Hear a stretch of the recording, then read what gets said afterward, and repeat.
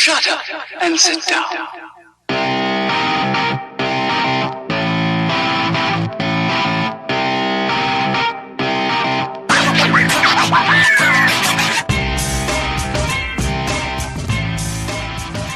Hey, welcome everybody to the Realest Guys podcast, episode 11. 11. Put your ones up. Those ones. Snake eyes. Snake eyes. Put them up. Nah, hey guys, thank you very much for joining us. That's the Neville right there. Yeah, dude, the Neville. Throwing the 11 up with the Nevilles. If we had a camera right now, you'd be able to see us looking stupid. You know, the WWE universe was Fandagoing at one time. I'm Neveling. There we go. You're Neveling. Fair enough, fair enough. Hey, it's Josh Too Good here with Kyle Sly. It's that Sly guy. What up, guys? Hey, it's us again. We're missing our boy Mario, the Rican Wolverine. Missing him today. So he's working. He's grinding. Gotta get that money. Gotta get that money. Gotta get that boom, boom, boom. Boom, boom, boom. No? No. Okay. Well, left that in the last decade. Yeah. So anyway, we're missing Mario, so anyway, let's go ahead and get into it. So, Yeah. Of course, the Realest Guys podcast. You can find us on Twitter. You can Realest Guys PC. You can find us on Facebook. Realest Guys podcast. You can subscribe on YouTube. Subscribe on iTunes. Subscribe on Stitcher. You can subscribe on whatever you want to subscribe to. If you think you could find us there, we're probably already there waiting on you. Just waiting. With arms wide open. Man, this is going to be a musical episode this week, isn't it? Anyway. I can feel it. Can you feel the... Sorry. Wow, that's phenomenal. All right. Is it beautiful? It's beautiful. Is it beautiful? It's amazing. That's right. Boom. Okay. All right. Well, hey, this is going to be a packed show. We got your Raw review. We got Josh's News Corner. We got Smackdown. Boom. And we got the picks. Yeah. SummerSlam picks. Y'all got a shot at the title. We do. We got to knock you off your pedestal there. It's a mighty high pedestal at that. Sure. Looking down on all of you. All of us peons. Peons. So we're going to do that. We're also going to talk about the favorite tag teams that we spoke about last week. Got a couple tweets to read, maybe. Yeah, we got a couple shout outs. Whoop de whoop. Anyway, all right. So we're gonna go ahead and get Raw kicked off. So this week, Mario did give some thoughts on the Raw. He is the commissioner of Raw. Which pretty much sums it up in one word for him. It was filler for Mario. Mario said it was filler. So, which it kind of was. I mean, going into the go-home show for Raw was kind of not much there. I mean, you're right. It was filler. So, yeah, I mean, they kicked off the segment with I think Rusev tried to do his own hijacking of the episode. Yeah. And pretty much stated he wasn't going to get out of the ring until Roman Reigns came out. Mick Foley came out, tried to get him out. The only thing before that was Seth Rollins talking about how he's going to call out the Demon King, but we'll hit more on that later. Oh, that's right, yeah. True that. And so, pretty much, Mick Foley comes out, hey, we got a show to run. Do that whole spiel. Yeah. Rusev doing his thing. And then Stephanie McMahon comes out. And again, so confused with her role. She needs... I like her as a bad guy. I don't like her playing this good commissioner role. Yeah, it just doesn't fit. No, I want her to be her father's daughter. I want her to be Vince 2.0. Yeah, that's what she's been the last few years, and it just immediately they flipped the script. So I think she should go back. But her whole deal of you don't disrespect Mick Foley, which I don't know how many times she's disrespected Mick Foley. Always. Yeah. So that was silly. Ended up pretty much deciding at the end of that. Roman Reigns came out. Ended up deciding at that segment that they're going to have a match tonight. SummerSlam is the title match, and Raw is for her honor. Yeah, it's stupid. So, but anyway, that was announced. I don't like it. I don't like that. I didn't, and we'll discuss it later. Mm-hmm. I wasn't a huge fan of Finn Balor arriving on Raw in his demon outfit. I'm not a huge fan of giving everyone this match ahead of SummerSlam. Yeah. It doesn't make a lot of sense. No, So, no, not at all. you want people to have a reason to watch SummerSlam and a reason to watch the show. If you're gonna have somebody pay for something, you can't give it to them free first. Yeah, it doesn't make any sense. Yeah. It doesn't make sense. So, so anyway, they had a match with Sheamus and Sami Zayn came up next. Yep. Sami Zayn topped Sheamus, topped him. I'm not sure why that they went that direction, but it is what it is. I mean, Cesaro kind of got the last laugh again. Yeah, you had Cesaro with the distraction that gave Sammy the win. Right. So, so you can't necessarily say Zayn goes over cleanly on Sheamus, but it still doesn't make sense for Zayn to go over at all. yeah, it was. I mean, they've just demolished Sheamus's character coming into this pay-per-view. But and so whatever. That was that match. So next up, you had a Kevin Owens and Chris Jericho. They cut a promo talking about they're the realest guys. Yeah. And they pretty much they're gonna hurt them real bad this Sunday.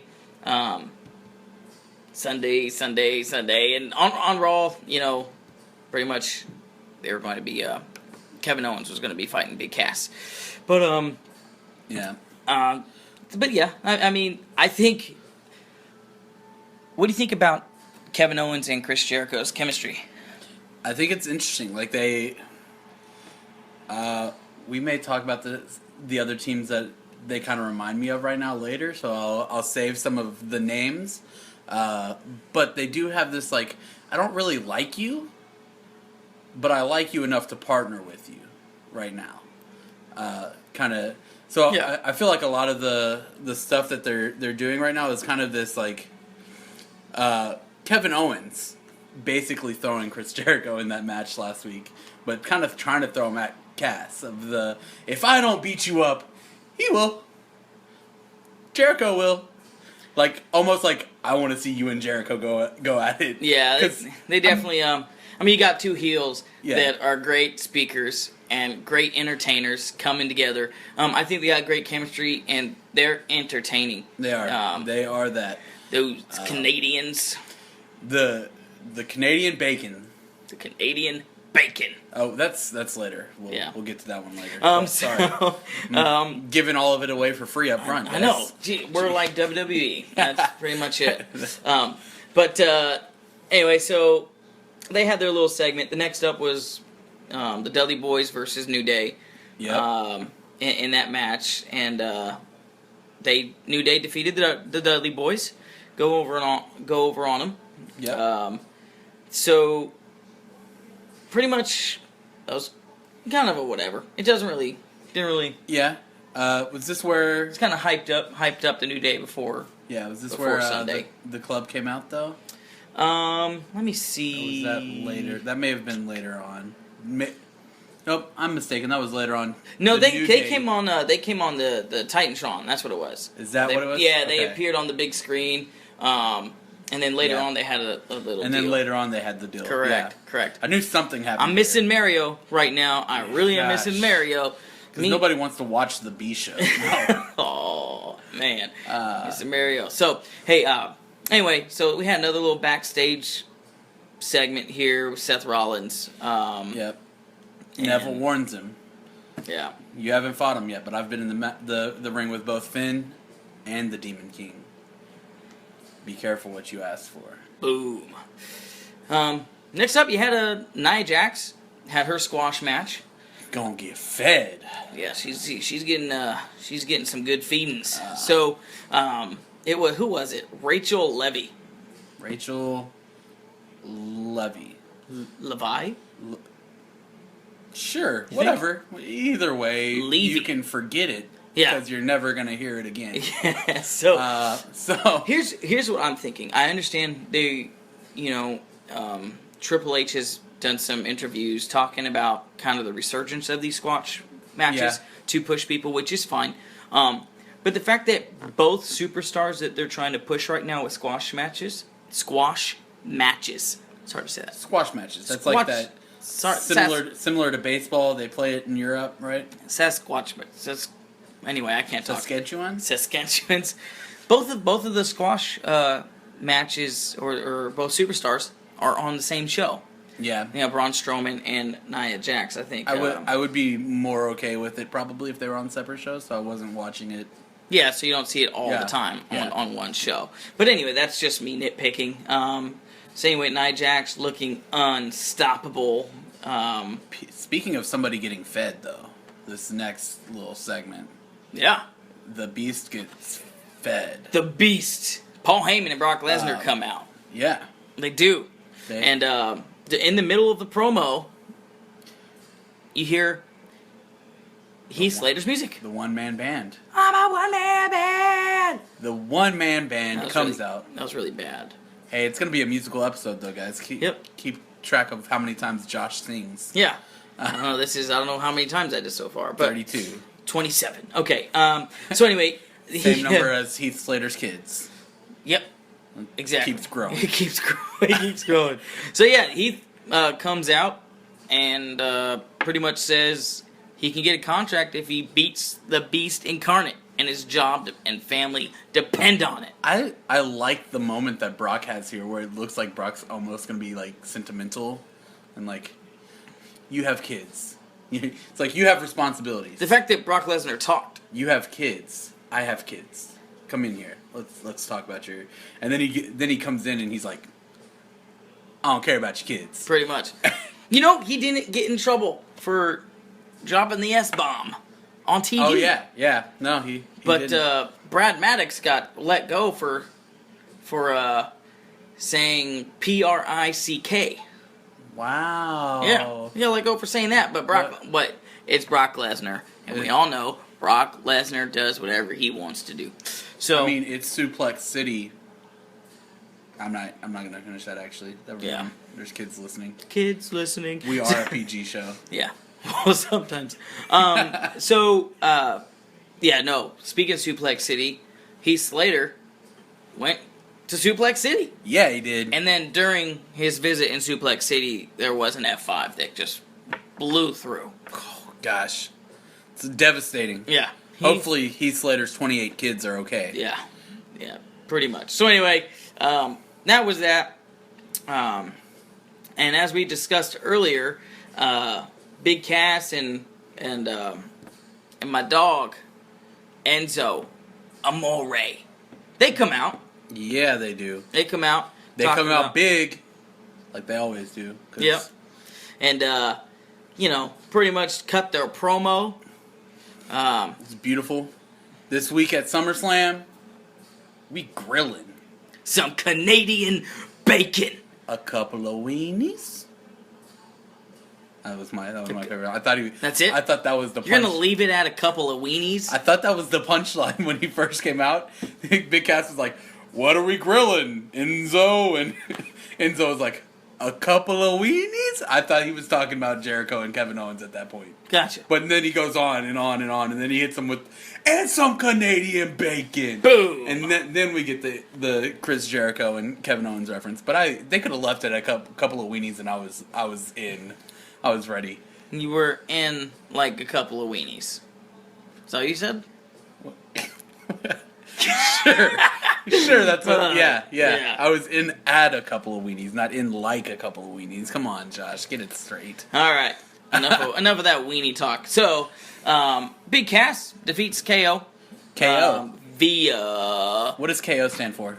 DQ. Knockout. What does KO stand for? Knockout. Knockout? Knockout. Knockout. Yep.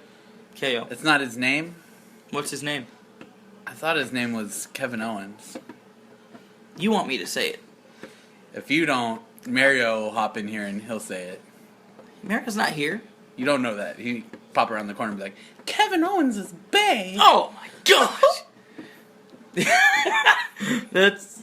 Oh my gosh. I as always, I must say, I hate that word. Yeah, I pretty much hate that word too.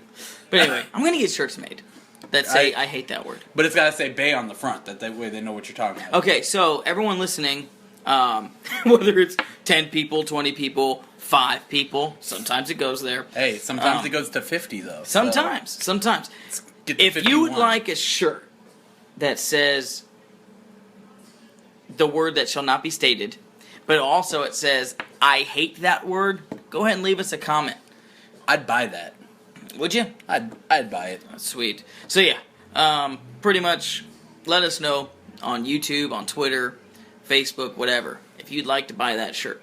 Because I'm considering making one. Can we make it look like Kevin Owens' shirt?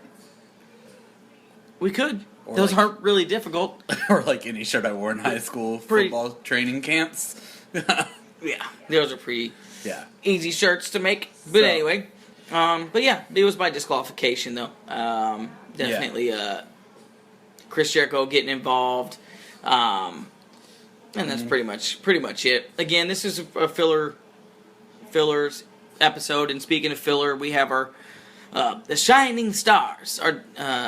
They defeat Primetime Players with some kind of miscommunication and miscues. Yeah. Primetime Players coming back together, but Titus's turn talking to Coach Backlund, yeah. getting some advice on what he should do when he gets back in the ring. And At first, I thought they pulled a WWE and was like, okay, Primetime Players are back together. Yeah. Forget all the other stuff. But no, I kind of thought that too. I was hoping that. I loved Primetime Players. I was hoping that they weren't going there based on maybe get back together later on, but have such a weird turnaround. I thought they were going to go that way, but they didn't. They had some miscommunication. Titus left Darren Young chilling in the ring to get finished off by the Shining Stars. Cold. Hit him with the Clash of the Titus. And that's it. That's it there. And so, your boy is in action again. My boy.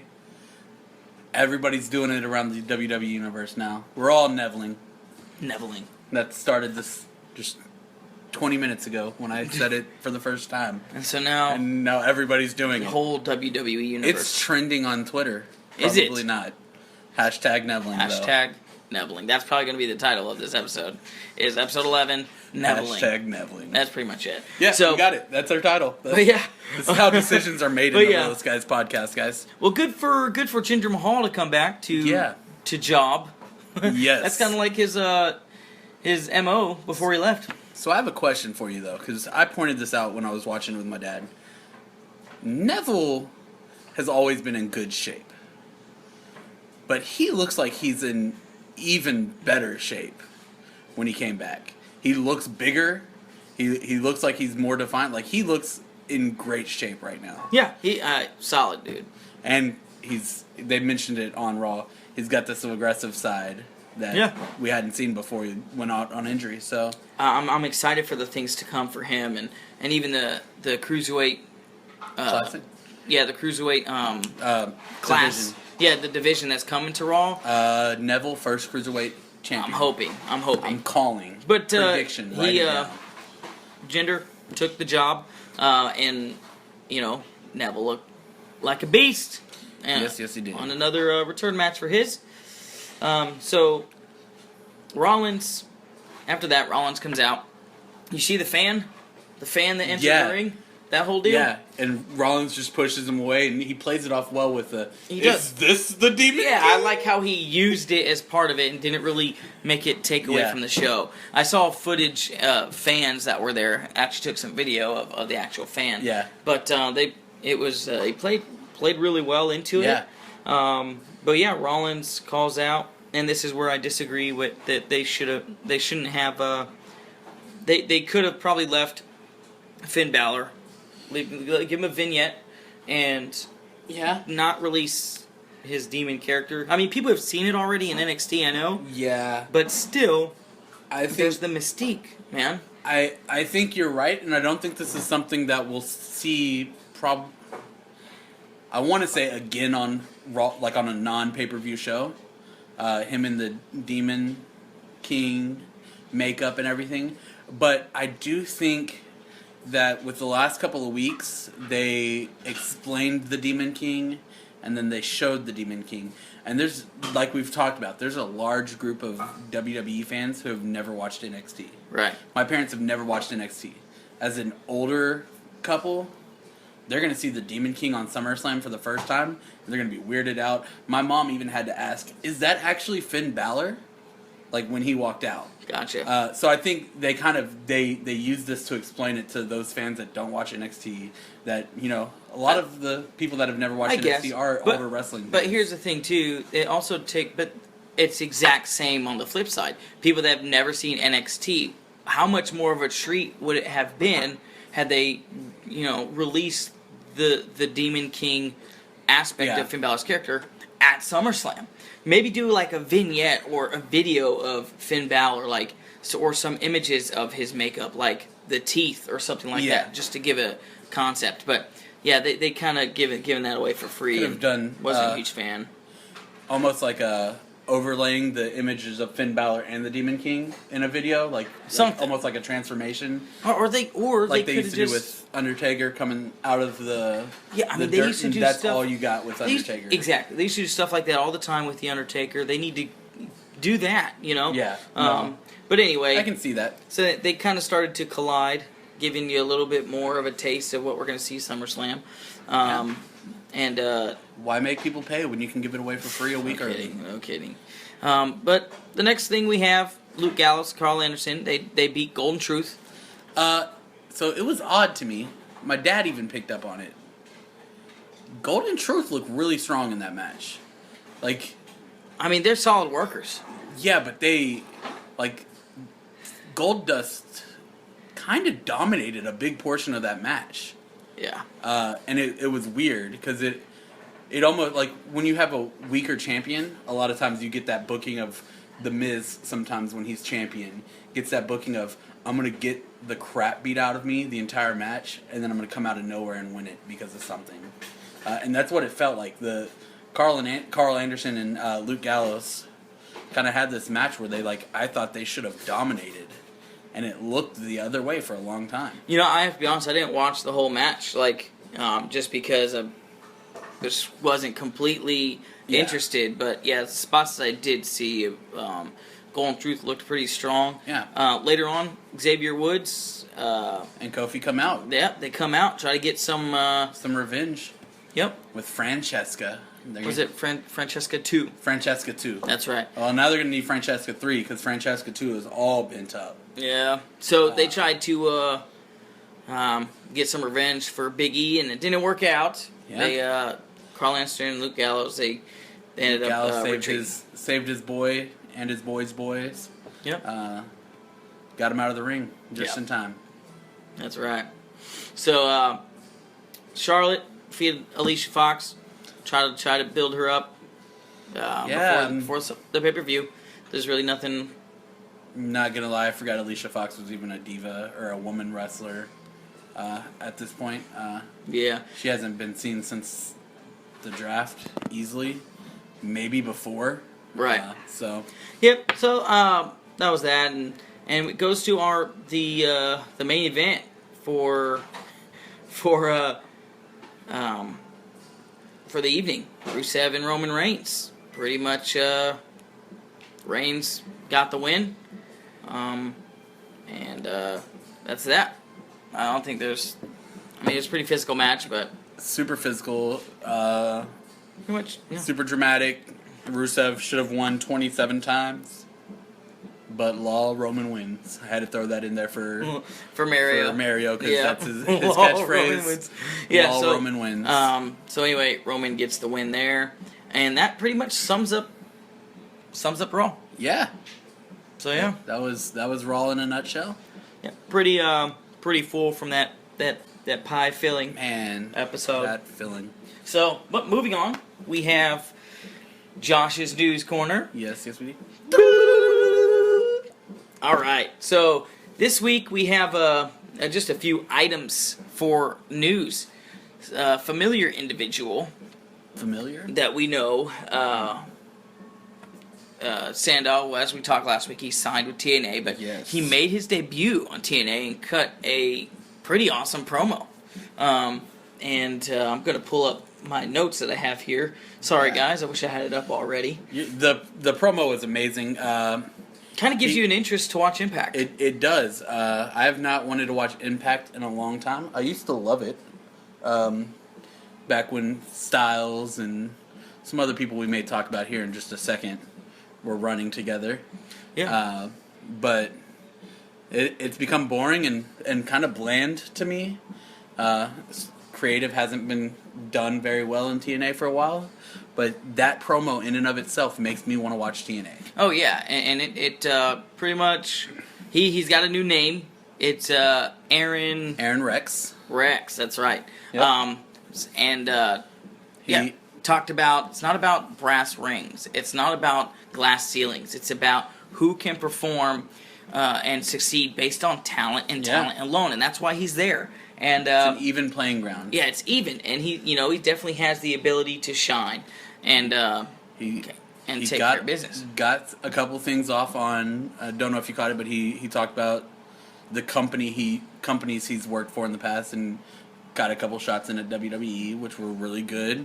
He got some shots in at the COOs and CEOs and authorities of his past. Got some shots in at Vince, Triple H, Definitely. Stephanie. And it was beautiful to see that like pent up aggression of a guy who could have been top of the card talent. Yeah, pretty much saying WWE. Too entertaining to win any titles. And so good for him. I'm glad he's in a spot where he feels confident and can go to that next stage in his career.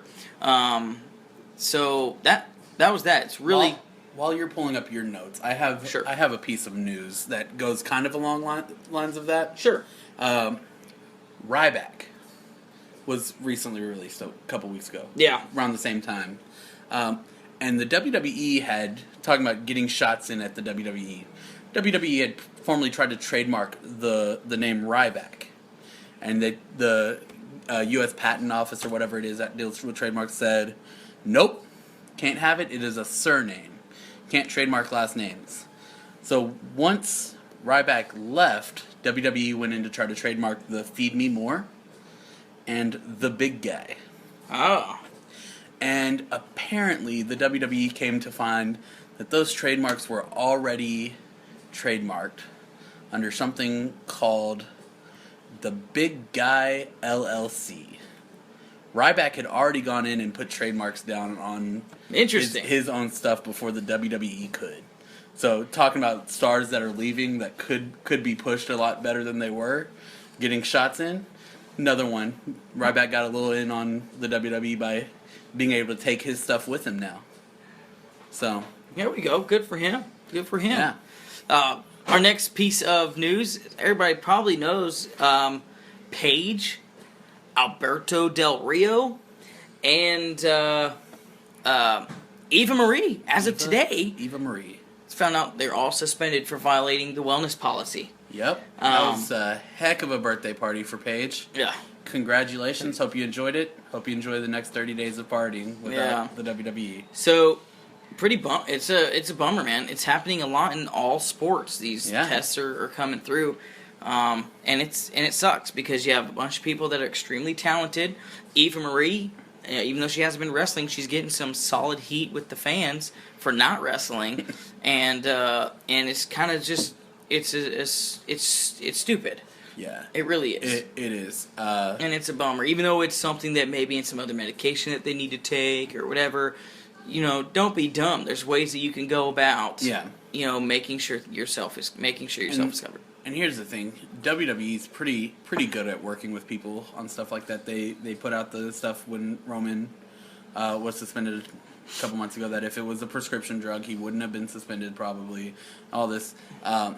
The issue is really like you found yourself at the pinnacle of your profession. You're at the WWE. That's the end all be all of professional wrestling, and you're gonna risk messing all of that up to get a better look. Like any type of performance drugs or anything like that, they're not going to make you a better wrestler.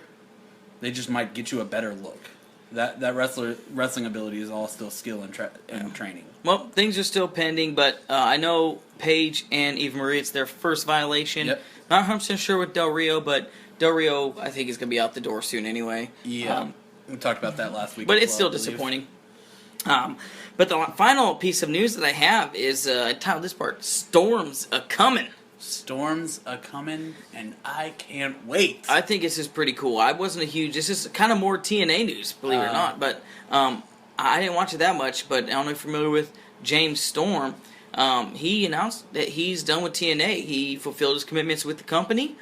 Storm, he teased that the fans might be seeing him down the road with a friend of his. Of course, we know that Bobby Roode is in NXT. Yep. And so there's kind of a hint there that he could end up in NXT. One of the best tag teams to come through TNA was Beer Money, Bobby Roode, and James Storm. It was beautiful. They were in the Fortune group with AJ Styles and Kazarian, who's another extremely talented wrestler from TNA.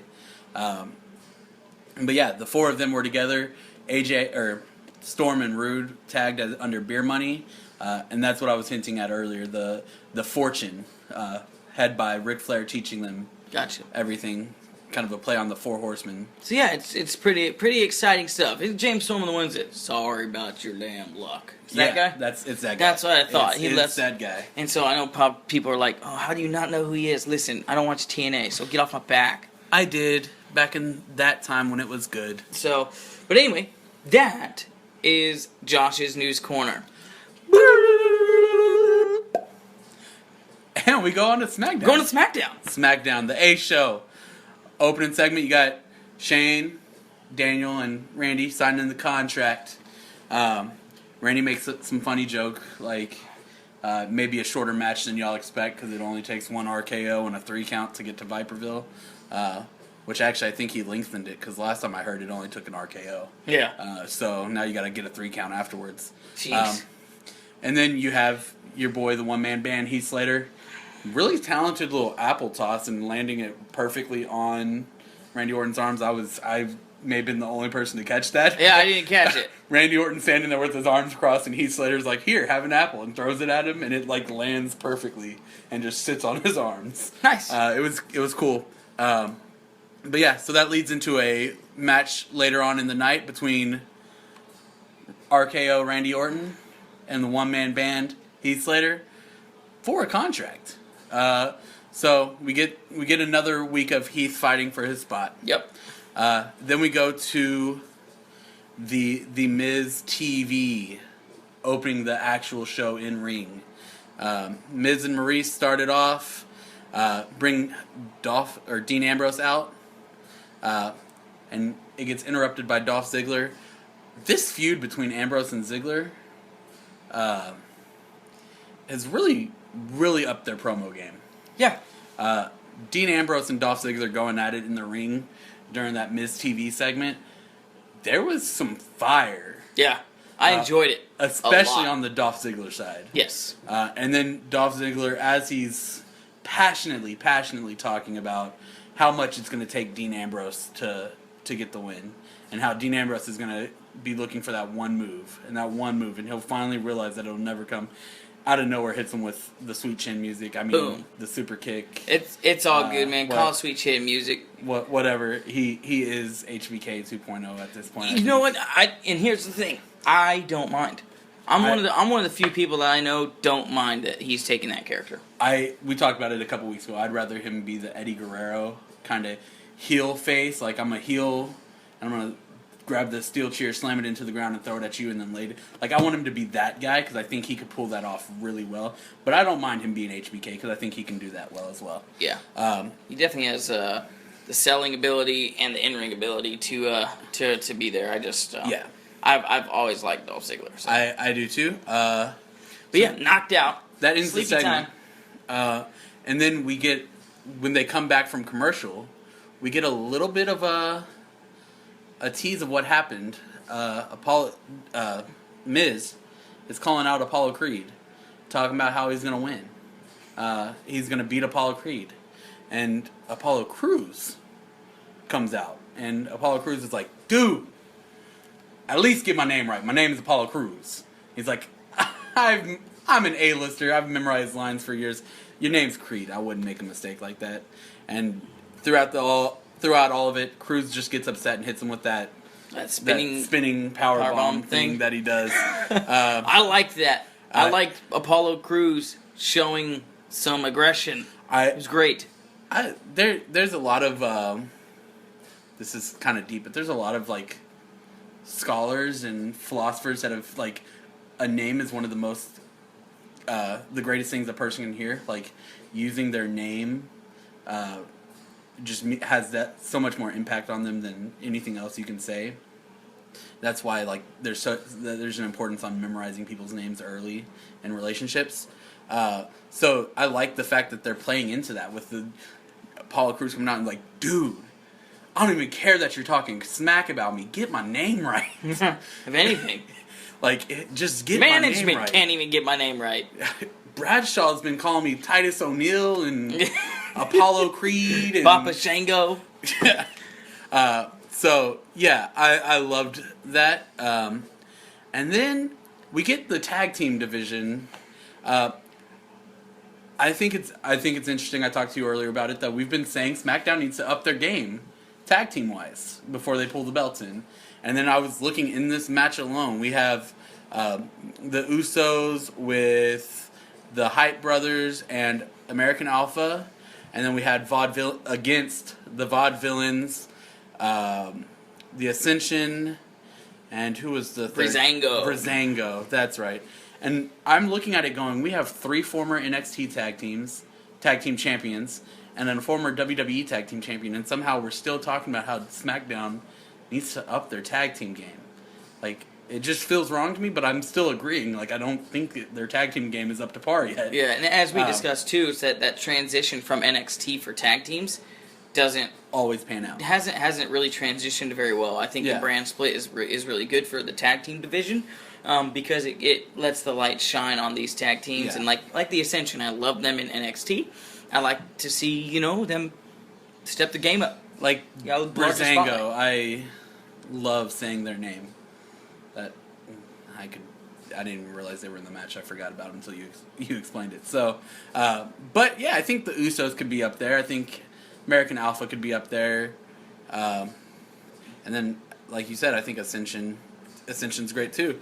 So we get that. The Usos, Hype Bros, and American Alpha. American Alpha have the victory on that, I think. Taking out Breeze for the win. And then we have the in-ring debut of everybody's favorite, Eva Marie, against Naomi this time. Not against Becky Lynch. Glow in the dark, Naomi. That was interesting. That was weird. Dominique, my wife really liked it. I wasn't a huge fan, but Dominique was really entranced. I wasn't a huge fan, and my mom asked, what are they doing? And I'm like, they're turning her face. Like, that was all I could... Like, she came out bright pastel, glow-in-the-dark colors. She's handing out glow-in-the-dark wristbands and T-shirts to everybody out of a backpack. Yeah. I'm like, they're turning her... She's trying to play on to, like, the John Cena, Bayley. Like, they're turning her... That's all I can think about. That's, like, the next level. John Cena is already vibrant, but now they gave her glow-in-the-dark stuff. Well, yeah. I mean... It is what it is. It was interesting. But, anyway... That was all that happened, though, because Eva Marie was stuck in this Austin traffic. Yeah. UT does get pretty busy. It does. It doesn't get so busy that she can't make it to the Frank Irwin Center. That's like right off. It's not that hard to get to. No, it's not. But yeah, Eva Marie stuck in traffic. She doesn't make it. Wah, wah, wah. So we go from that match to the match that was set up at the beginning of the show: Heath Slater versus Randy Orton. Heath Slater came out limping. He came. I mean, he did go to Suplex City and have an F5 tear through the town. That's right. Just the night before. That's right. So he was limping. He came out. Came out a little hurt. But he, he didn't put up all that much of a fight against Randy Orton, actually. No. Randy Orton had his way with Heath Slater. So much so that Randy Orton forgot to listen to the ref calling him to get off of Heath in the corner. And Heath wins by disqualification. Heath Slater won. There we go. Finally. He won. Finally. That's it. Yeah. Literally, that was it. That was it. I don't remember if it was right here that we get the backstage segment. Was that a little bit later? It was after that commercial. It came back and they were in the backstage.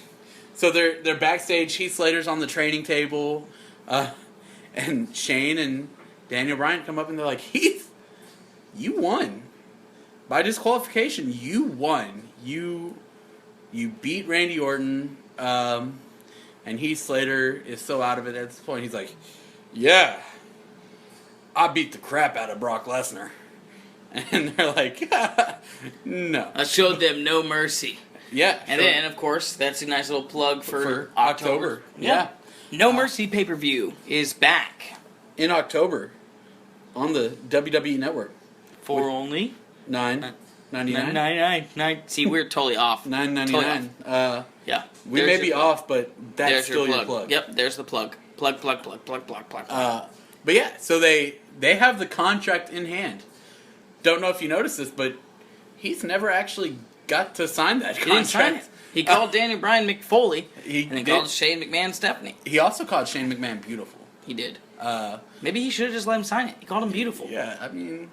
but he never got to sign that contract, and then he freaked out, not able to find his contract. Yeah. But that was it. We go to the next match, was a women's tag match. It was actually the Dean Ambrose Eric Rowan match. Oh, you are right. Yeah.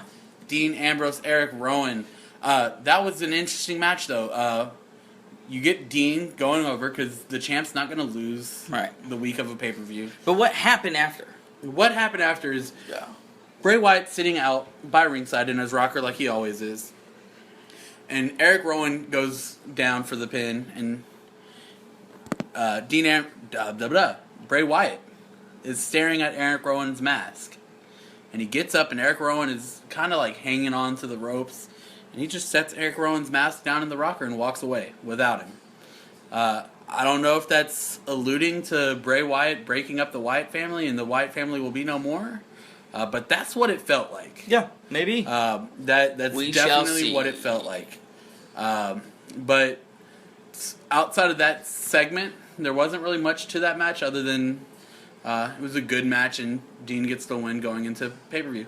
And then we have the women's tag match. Becky Lynch and Carmella versus Alexa Bliss and Natalya.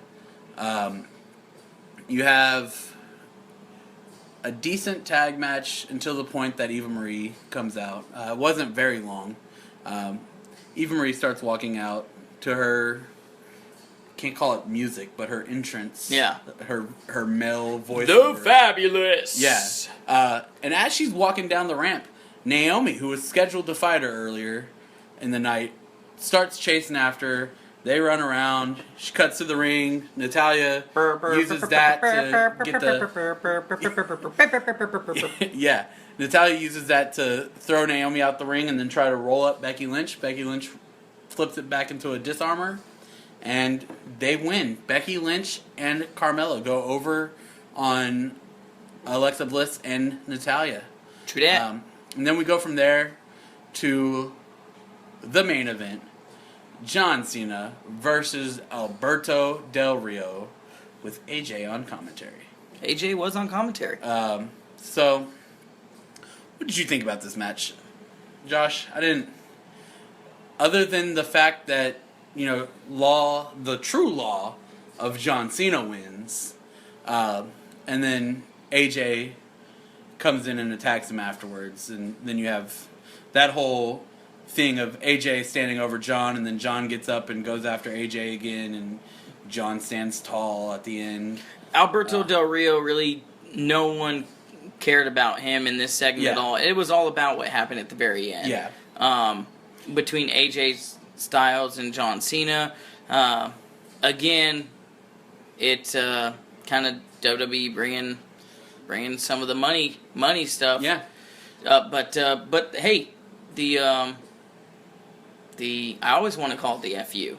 I always want to call it the FU. That's what it was for the longest time. But even longer, it's not been the attitude adjustment. Yeah. Anyway, but that was cool on the steps, and then putting them to the announce table. That was cool. Yeah, I agree. I don't think anybody cared about Del Rio in this match. It was all about AJ and John. As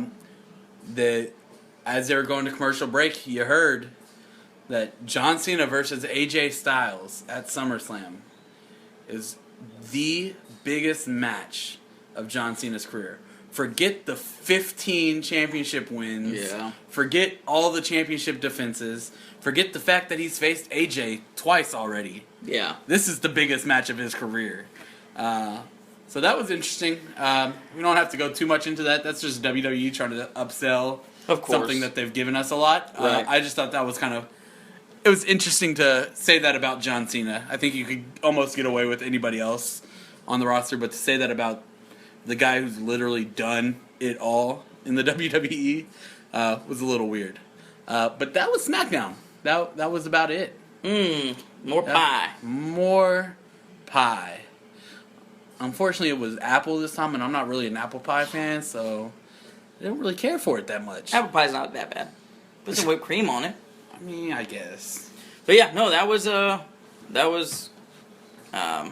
That was SmackDown. That was our week. That was that week. Let's go ahead. Let's get to our favorite segment. Last week we said what their favorite tag teams were. Yeah. I want to start it off by reading some tweets that we got. Some people left some comments on Twitter. Let's see here. Where did it go? Well, somebody left us a comment. It was My boy Nick Lee. Nick Lee. He said his favorite tag team was Edge and Christian. Yo, Nick, I know we boys, but you are that kind of guy that would say Edge and Christian is your favorite tag team. I'm not going to say what that means, but I think you know what it means. You that kind of guy. Okay, all right. I can say that because we boys. I know Nick. Oh, you do? We friends, but he's that kind of guy. Either way, thanks, Nick, for leaving us a comment. We appreciate it. We also had another one from @WR Central that left us a few.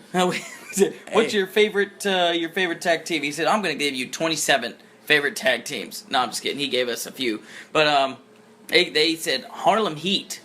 They were actually my third. That would be good. They were good. Harlem Heat, the Steiner brothers. Wow. I actually had a talk with my boss about the Steiner brothers this week, because one of my coworkers looks like Rick Steiner. Oh man, dude, I enjoyed watching Rick and Scott in WCW. Barking like a dog. That was. The Briscoes said Ring of Honor. Yeah. Version.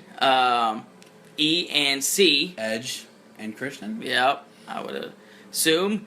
Got the Young Bucks in there. Yeah. And finally, you have Red Dragon.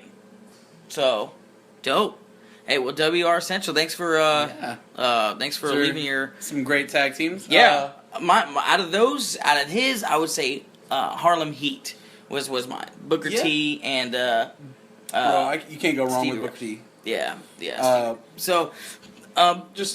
Just a couple. Mario, who's not with us, he gave us his favorite tag team. And like the people commenting, Edge and Christian, he really liked them. That's not what he put. That's not what he put.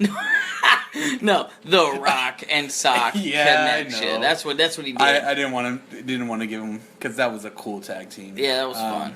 They had some great segments. Got my parents. They said the Von Erichs, because they're old and they remember the Von Erichs when they were wrestling. Yeah, the Von Erichs. Yeah, they were the tag team. They were. What's your favorite tag team? Too good, Crocker. Mine was. Wait, I think you stole mine. We talked about earlier. Our top two tag teams are the same though, so I'll say one, you say the other. All right.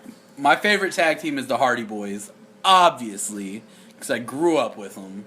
They were doing ridiculous stunts that nobody else would do. And then I had their matches with Edge and Christian, which is why I say you're that kind of guy, because obviously I'm going to root against them if they're the biggest feud for my favorite. And then the Dudley Boy feud with them. Those were some of the best matches. Tables, ladders, and chairs matches between the three. The spear on Edge while hanging from the... Like, they were selling out because they were smaller than everybody, and they knew that they were in a time that they could make a name for themselves. You know why I like playing the Hardy Boys? I like playing them in the video games. Okay, the video games. Yeah, the video games, they were fun. You just go stack ladders and... Jump on them? It's crazy. It was awesome. Yeah, okay. But I would have... the Brothers of Destruction. Such a great team. Yeah. Why'd you like them? Well, it has my favorite superstar, The Undertaker. Oh, I thought I was going to say Kane. So I had... There was that aspect, but also just how they just ran roughshod over the roster. It was great. Fun to watch. I loved the chemistry between them. So we talked about Kevin Owens and Chris Jericho not really being friends, but being good enough to partner together right now, at least in the story arc. Kane and The Undertaker had that, we're not good. You set the house on fire while I was in it. Like, we're not friends.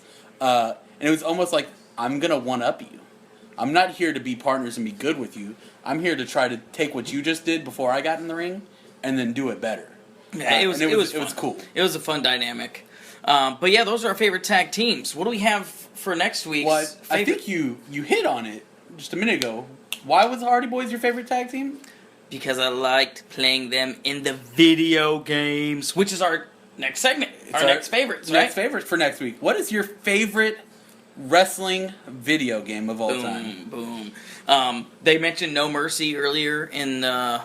SmackDown, yeah. No Mercy was dope on the N64. Yeah. You had SmackDown. You had SmackDown versus Raw, or Raw versus SmackDown. You had 2K. You had Here Comes the Pain. I mean, you had all these games. So choose your favorite, or you even had the old ones on the Sega with that was Royal Rumble. Yeah, and had the Hulk Hogan on the front. So whatever your favorite wrestling video game is, let us know, because 2K17 is also around the corner.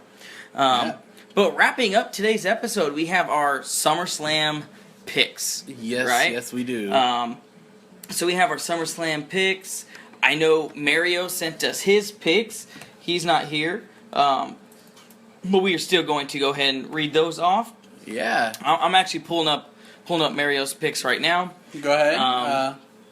Let's see here. So it's loading. Here's the other thing I want y'all to do. We all know how hype I've been about the championship being on my shoulder for the last month. So, y'all gonna hear the picks. I want y'all to predict on Twitter who wins. Who has the best set of picks between the three of us? Who's gonna win? Who's gonna win? Who's gonna be the champ? Do I remain champ and fulfill my prediction, or part of my prediction of the year-long reign? Or do one of these peons... That ain't gonna happen. Do one of these peons take it from me? That ain't gonna happen. You're right, that ain't gonna happen. Y'all ain't gonna take it from me. You are not gonna win. That's what I meant. Oh, well, you said that at a bad time. I did. It's because I wasn't paying attention. I was trying to pull my picks. Stop picking on me! So, we got our picks here. So, let's go ahead and hit up, looks like we have a six-woman tag match, or a tag match, with Carmella, Becky Lynch, and Naomi, and also against Natalya, and Alexa Bliss, and I think there was some other person, but I can't remember who it was. It's kind of like a whatever match. Was it supposed to be Eva, and now she's suspended? Possibly, I don't know. We'll see. But I don't have a pick for that match. I guess I'm going to go with Carmella, Becky Lynch, and Naomi. That would be my pick as well. Carmella, Becky Lynch, and Naomi. And I don't know if... because I think that one was just thrown together. Yeah, I think that just got added. Yeah. So there's that match. So the next one that we have on the list is Cesaro versus Sheamus. Yep. I am going with Sheamus to win. My heart says Cesaro, but I'm going with Sheamus, and here's why. Is because... On my mind. Oh, no, sorry. That wasn't even me. That was Kyle that time. Musical episode. Yeah, it is. But my body is telling me yes. Okay. So yeah, that's really bad. Sorry, guys. So, but anyway, yeah, I say Sheamus because, I mean, they've been booking him as pretty much losing. He's been losing matches. That weak booking for the last 2 months has got you over. He's gonna win finally. Yeah, that's what I'm thinking. Sheamus is gonna get that W. What do you say? I actually agree with you. I think Sheamus takes it. Think Cesaro's still kind of figuring out what he's gonna be in the company. And our boy Mario went the opposite direction. He chose Cesaro. So we're gonna the first difference. We're gonna go over on him right there. There's that. The next one we have is The Miz versus Apollo Crews for the Intercontinental Championship match. I'm going with The Miz. You're going with The Miz. I'm retaining the championship. Well, yep. I don't think Apollo Crews is ready. I don't think he's ready yet either. But everybody knows how hype I've been about Apollo Crews. So I can't say that I'm on the Apollo Crews bandwagon and not say he's going to win the title. So you think Apollo Crews is going to win? I'm going to go risky and say Apollo Crews. Apollo Crews. All right. I'm going with The Miz. You say Apollo Crews. What does Mario say? He says Crews. Ooh. He thinks Crews is getting the W. So I'm differing with you guys on that. Yep. Next one we have is Enzo and Big Cass versus Canadian Bacon. Guys, I don't know if anybody in the Realest Guys podcast is going to have a difference of opinion on this match. Yeah, I'd take Enzo and Big Cass. I'm taking Enzo and Big Cass as well. Yeah, and what does Mario say? Enzo and Cass, of course. We it's the Realest Guys podcast. We named it after them.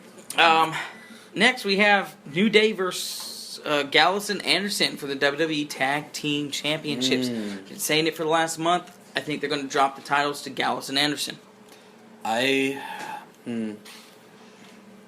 I think you're right. I think they drop. Gallus and Anderson are going to be my pick. And Mario chooses the club as well. We're all unanimous there. Yeah.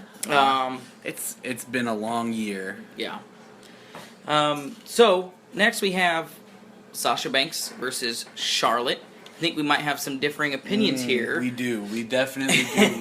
Because just looking at your board, and I know my opinion is different. So what's your pick for that? Sasha Banks and Charlotte. My pick is Sasha Banks. Okay. Retaining. Nice. Going to Brooklyn. Biggest match of her career was outside of winning the women's championship was at NXT Brooklyn last year. Yep. One of the best women's matches I've ever seen. Yep. Sasha Banks versus Bayley. I think they have another huge match, but this time it goes different for her, and she retains instead of losing. That's what I was about to say. She came into NXT Brooklyn last year as NXT Women's Championship, dropped it to Bayley, and so this year she's coming in as WWE Women's Champion to Brooklyn as well. I am flipping the script. I think history repeats itself. I think WWE might pull a WWE here. I would like to see Sasha Banks retain, but I think Charlotte is going to walk away with it. Brooklyn's just a cursed city for probably. I don't know, but yeah, I think WWE might have that feeling of, okay, I gave the WWE Universe their taste of Sasha Banks as champion. I think they like Charlotte as a women's I can see that. So I'm going with Charlotte winning, and our boy Mario is choosing. I think he's choosing Sasha Banks, the boss, retains. Yeah. So I think the Sasha Banks choice just makes more sense with what WWE's been doing recently. Yeah. With long title reigns. Right. And that's what I mean by I think WWE is going to pull a WWE and do something that is kind of dumb. Yeah. But you never know. So moving on, the next matchup that we have is Rusev and Roman Reigns. Yeah. I'm taking Rusev to retain. I went wild with my pick earlier on a cruise to beat The Miz for the IC title. I'm taking Rusev to retain. I can't go both champions losing. Yeah, I would say Rusev retains. Roman Reigns already got the victory on Monday, and I also think that I don't think they want him having the title yet. But especially this close to the suspension, it's still pretty fresh. yeah, they want to make sure they're on the up and up. Yeah. Mario though is saying Reigns, Lol Reigns wins. He's sticking with it? There's another WWE law though. Whoever wins the match before the pay-per-view loses the pay-per-view. You're saying law? Because it's LOL. I thought it was LOL. LOL. LOL Cena wins. Oh, I thought it was law, like law of... That's awesome. Yeah, no, it's LOL. LOL Cena wins. Is that what Mario... Because every time Mario says it, I hear law, Roman wins. No wonder. Yeah, you were making some statements earlier in the episode. I was like, I think that's what he's saying right now. But yeah, no, it's LOL. No. LOL. No, Reigns law wins. Roman wins, because Roman always wins. It's a law. I know, but the thing was John Yeah, I got Cena. you. LOL, John Cena wins. Yeah, I So got you. he's going with that. He's sticking with his LOL. And Oh, Reigns gosh. is he thinks Reigns is taking the It's the that champion. accent. I just can't... No, he's actually skirt. I'm sorry, Mario. I know you're listening. He's saying Reigns wins by disqualification. Oh, no and saying title change. Rusev keeps the championship, but Okay. Reigns goes over. I can see that. Hey, okay, I could see that. I'm gonna go Rusev winning still, but I can see that. Yeah, same here. Very nice, very nice. And then we have John Cena, AJ Styles.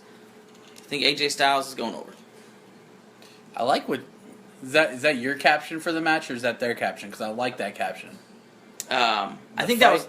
The I think fight that was for the franchise. Yeah, I tempted to say it was me, but it was them. but it was WWE. It was WWE. Well, WWE, good on you. That's a great caption for this match. And the issue is, the franchise already belongs to John Cena. I think I think he's might be passing the torch a little bit. But So, lol, John Cena wins. you're thinking that the pay per view might stick with that genre. Hey, possibly. With So that you're saying John Cena? Yeah, John Cena wins in my book. All right, and who does Mario have winning here? Cena. He has Cena winning. Mhm. I have. Again, I'm differing with you guys. Hey, this is the most differences we've seen in a pay-per-view picks. There's a lot of matches on this card. Of course, this is only the second time we've done this, with all three of us at least. Yeah. But still. There's a lot of matches here. Yeah. We got three more. We got the Dean Ambrose versus Dolph Ziggler for the WWE World Championship match. My heart says Ziggler, but I think Dean Ambrose keeps it. My heart wants Ziggler, but I think Dean Ambrose keeps it as well. And Mario says Ambrose keeps it as well. All right. So unanimous Hey, there. I had to stick with Ambrose because he's the one that put the title on my shoulder last time. That's So, yeah. Next matchup we have Finn Balor Finn versus Balor. Seth. This The is Seth. Demon King versus... Demon King, yeah. There's a difference. I think they're going to keep things consistent, and Seth Rollins is going to walk away as the first WWE Universal Champion. What does Mario say on this one? Before I go, I want to see what Mario says. Mario says Rollins. Okay, so here's the reason I went Dean Ambrose. Because I think they're going to do something different with one of their shows, with one of their titles. I think we could see the Demon King walk out Universal Champion. And I'm going Finn Balor, the Demon King, Wow. to win the first Universal Championship. Hey, I wouldn't complain. That I would wouldn't be either. awesome. That match is going to be dope, no matter what. Yeah, it is. And Finn Balor's been on record as to say that he is far more comfortable in the face paint and everything, and that we see that his best matches come out of that. He's a shy guy normally, but when he gets the paint on, it unlocks something in him. I think his words. I think it's awesome. There's something about face paint. Like when I was a kid watching Sting and everything, just the face paint, Ultimate Warrior. Just there's something always about it that kind of takes you somewhere. And we're on our way. Speaking of taking somewhere, are we going to Suplex City or are we going to Viperville? Here's the issue. I think we get to both destinations in this map.